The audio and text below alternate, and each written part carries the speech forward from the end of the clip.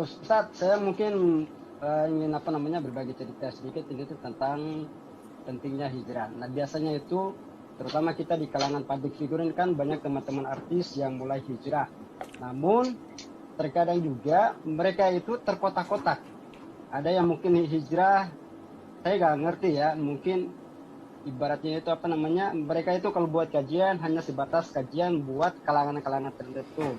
Contoh misalkan si dia mengikuti kajian si A, namun dia mengabaikan dengan kajian si B. Nah, bagaimana pandangan Ustadz agar supaya kita ini Islam ini nyatu, apalagi kita di kalangan public figure. Saya sekarang kan bergabung dengan teman-teman di musyawarah. Nah, teman-teman musyawarah itu punya konsep itu bagaimana kita membangun sebuah jembatan agar kita mengajak semua para ulama kita itu bersatu, bahwa Islam itu adalah satu. Nah, Masya Allah. Pencerahan dari Ustadz untuk memberikan pencerahan kepada kami. Subhanallah. Nah. Ya jemaah. Ini sebuah pandangan yang indah sebenarnya tatkala kita ingin menyatukan umat Islam ya. Kita ingin para ulama bersatu. Semua menginginkan itu.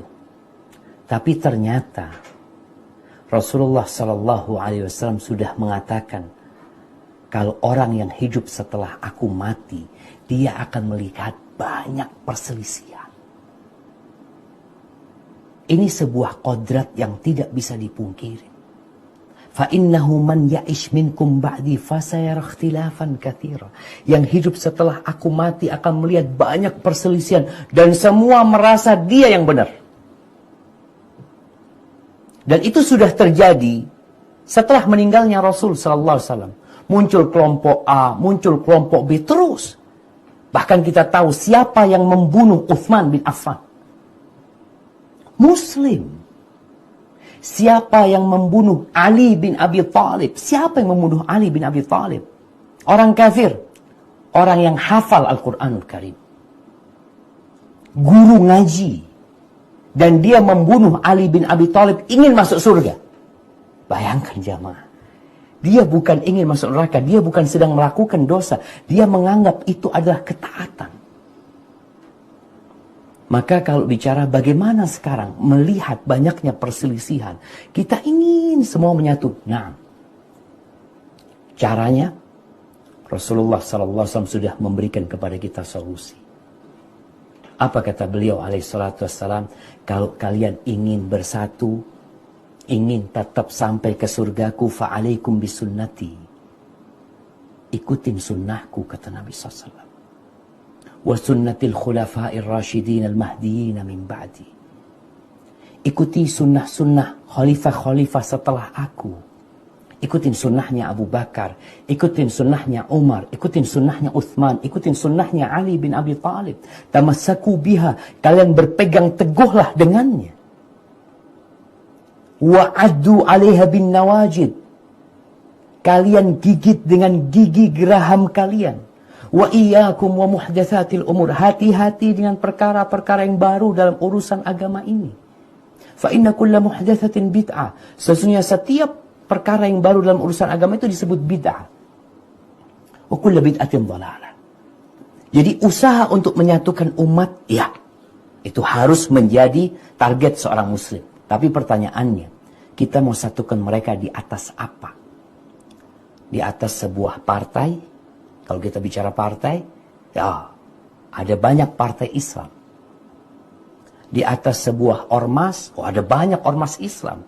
Dan semua mengaku ormas mereka mungkin yang paling benar. Di atas yayasan atau di atas apa? Ada sebuah ungkapan yang mengatakan, udahlah kita ini saling tolong-menolong untuk perkara-perkara yang kita sama. Untuk perkara yang berbeda, ya kita saling memaafkan. Ya, ungkapan ini ada benarnya, tapi ada salahnya. Benarnya di mana? Ketika mereka berpikir untuk bersatu, untuk saling memaafkan dalam perkara-perkara yang memang ada khilaf. Yang khilafnya memang boleh.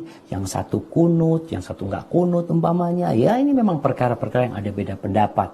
Dan alhamdulillah ada ruang di sana untuk berbeda pendapat, kita saling toleransi. Tapi ada perkara-perkara jamaah yang memang nggak bisa disatukan.